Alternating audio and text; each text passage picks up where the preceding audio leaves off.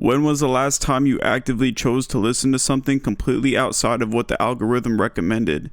When did you last stumble upon music that genuinely surprised you, that made you think, how did I never hear this before? If you're drawing a blank, you're probably not alone, and that's exactly what we're talking about today. See, while I'm playing this game of zombies, my brain is on autopilot, especially on this map.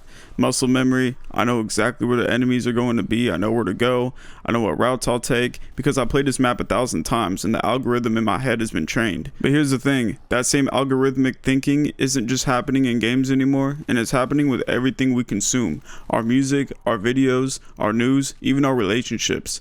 We're living in today what I'm calling the silent tyranny of the algorithmic taste. And the scariest part, we don't even realize it's happening. Let me paint you a picture. It's 2010, you're browsing through a record store, which those used to exist everywhere. You pick up an album because the cover art looks cool. Maybe it's completely different from what you usually listen to. Maybe it's terrible. Maybe it's your new favorite band. The point is, you chose it. You were the curator of your own taste. Fast forward to today, you open TikTok and within 30 seconds, the algorithm knows if you're feeling sad, horny, motivated, or bored. It feeds you exactly what it thinks you want to see. You open up Spotify and it's already queued up your daily mix. Songs that are 97% similar to what you listened to yesterday. Now, don't get me wrong, convenience is incredible. And I love that Spotify can introduce me to new artists that sound similar to ones I already like. But here's where it gets weird. And this is something that most people never think about. The algorithm isn't just predicting your tastes, it's creating it. Think about it like this. Every time you like a song, skip a song, or listen to something on repeat, you're training the AI, but the AI is also training you. It shows you music that's similar to what you've liked before, which makes you more likely to like similar music in the future. It's just a feedback loop. And this doesn't just happen with music. YouTube does it with its videos, Instagram does it with its posts, Netflix does it with the shows, even dating apps do this with potential matches. We're not developing our own tastes anymore. We're developing algorithmic tastes, and most of us have no idea it's actually happening. What really gets me about this whole situation is we're losing serendipity. Remember that word, serendipity. That's the art of finding something valuable that you weren't looking for. I remember my older brother always telling me how he discovered all these artists on like SoundCloud in 2015 and found stuff like really early on, and he had no idea who it was, but it hit him different. And he stayed up till 3 a.m. looking at this stuff, and when he found this stuff, it changed his entire musical taste. I remember finding Travis Scott in like 2013, and I found Tyler the Creator in like 2010, 2011. It was just cool like discovering some of this stuff so early on. And there was some type of beauty behind it, and finding this stuff and the way it shaped my music taste and kind of how I look at things in the world. But that doesn't happen anymore, and why would it? Shazam can identify any song in seconds. Spotify automatically adds songs you might like to your queue. There's no mystery, there's no hunt, there's no accidental discovery. And it's not just music, like I said. When's the last time you accidentally discovered a new YouTuber? It doesn't happen near as much anymore, and the algorithm shows you creators similar to the ones you already watch. When's the last time you found a movie like by randomly browsing? Netflix homepage is completely personalized to your viewing history. We used to have shared cultural experiences, and everyone watched the same shows, but there was only a few channels. Everyone heard the same songs because radio stations had limited playlists. Now we all live in our own personalized bubbles. I was talking to my friend recently about music, and I realized that we had like completely different perceptions of what's popular right now.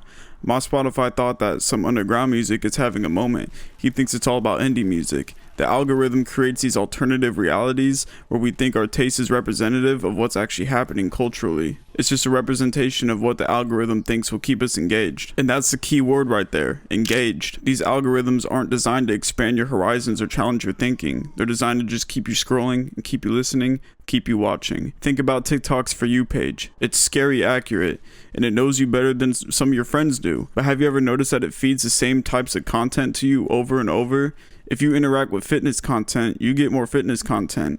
If you watch a relationship advice video, you get more relationship advice. The algorithm creates these hyper-specific niches and then traps you in them. God forbid I even speak about something out loud and my phone hears it, catches onto it, and starts recommending me all this bullshit. And this makes people get stuck in what I call the algorithm prisons. One friend only gets productivity and self-improvement content.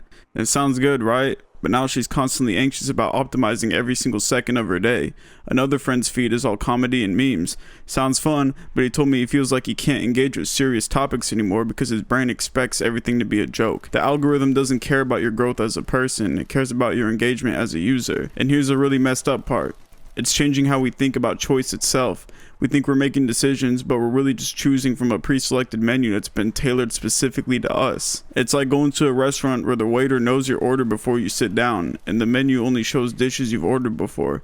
Sure, you're technically choosing what to eat, but are you really? And this brings me to something that really bothers me about our generation's relationship with culture. We're becoming more similar and not more diverse. I know that sounds backwards, but with access to infinite content, you'd think we'd all develop wildly different tastes, but the opposite is happening. Algorithms are creating this massive echo chamber where millions of people are all consuming slightly different versions of the same content. Look at music festivals now. The lineups are getting more and more predictable. The same artists that are trending on Spotify, the same genres that are popular on TikTok. There's less risk-taking, less experimentation, because promoters know exactly what algorithms are pushing. And look at fashion. Instagram and TikTok algorithms have created these micro trends that spread globally in weeks. Everyone's wearing the same style, buying the same brands, following the same aesthetic. The algorithm creates artificial scarcity. This trend is going viral. You need to get on it now. Even our slang, our humor, our ways of communicating are becoming algorithmic. We speak in memes, viral phrases, and formats that we know will get engagement. How many times have you caught yourself structuring a tweet or caption in a way that you think will perform well? We're not just consuming algorithmic content, we're producing it. We're training ourselves to think like the algorithm. And the crazy part is, we're doing this voluntarily. Nobody's forcing us to use these platforms, but they've made the alternative, actively curating your own taste and seeking out diverse content, thinking critically about what you consume, feel like work. So what do we do about this? How do we reclaim our autonomy over our own tastes? I think first we need to acknowledge that this is an actual problem, and most people don't realize how much their preferences are being shaped by algorithms. But once you see it, you cannot unsee it. Here's what I've been experimenting with lately, and it's honestly been life-changing. I've done something called algorithmic fasting, and one day a week, I try not to open any apps that use recommendation algorithms. No Spotify, no TikTok, no YouTube unless I'm working on my channel, no Instagram. Instead, I'll just put on a random radio station when I drive, read a book that I've been enjoying, and ask someone to recommend something that they love that they think I'd hate. Or I'd choose a song on Apple Music that I don't usually listen to, or in a genre I don't really listen to, and I'll just let it shuffle from there, and it'll play all types of stuff that I never really heard before. Another one is the 20% rule. So 80% of what I consume can be algorithmic recommendations, but 20% has to be stuff that I actively sought out. New genres, artists from different countries, creators outside of my usual content types. It's like cross-training for your brain. And another one is diversify your sources. Don't just get music from Spotify. Check out Bandcamp, local record stores, friend recommendations. Don't just watch the typical YouTubers you watch. Maybe actively seek out another topic that you might be interested in or a skill you want to learn. Browse random documentaries. Ask your parents what they were watching when they were your age. Don't be afraid to try something new and diversify this. And question your reactions. When you really like something, ask yourself why. Is it because it's genuinely good or because it's perfectly tailored to your existing preferences? Both are valid, but being aware of the difference is important. And the goal isn't to completely reject algorithmic recommendations. Some of my favorite discoveries have been from Spotify's algorithm. The goal is to not let algorithms be the only influence in your tastes. And this isn't just about music or entertainment. This is about how we're training ourselves to think about choice, about preference, about what we value. When algorithms curate our tastes in music, they're also influencing our tastes in ideas, in politics, relationships. The same systems that decide what songs you hear are also what news you see, what products you buy, and who you date. We are creating a generation that's incredibly sophisticated at consuming personalized content, but losing the ability to seek out challenges, to sit with discomfort, to appreciate things that don't immediately gratify us. I think about my grandparents sometimes. They had to actively seek out the music they loved. They had to go to record stores. They had to listen to full albums, make decisions with limited information. Their taste was shaped by effort, by community, and by serendipity. Our taste is shaped by data points and engagement metrics. I'm not saying their way works better or worse, but I'm saying that we should be conscious about what we're trading away for convenience. The algorithm isn't evil, it's just a tool. But like any powerful tool, we need to be intentional about how we use it instead of letting it use us. So here's my challenge for you this week. Consume something that the algorithm would never recommend to you. Read an article from a publication you disagree with. Listen to music from a genre you think you hate. Watch a movie from a different decade, different country, different perspective. Pay attention to how it feels. Notice the discomfort, the confusion, maybe even the boredom. That discomfort is your taste expanding. That confusion is your perspective broadening. Because at the end of the day, the most rebellious thing you can do in 2025 might just be developing your own opinion. What do you think? Are you feeling trapped by your own algorithmic tastes? Let me know in the comments what you've been recommended lately and that actually surprised you, or what you've been seeking out on your own.